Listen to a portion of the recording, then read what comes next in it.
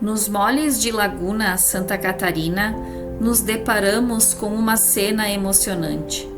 Ao longe no mar, avistamos uma mãe tentando salvar seu filhote. A Esperança, no instinto da Mãe Boto, tentando reanimar seu botinho. O final é triste, mas toda a vida tem o seu destino.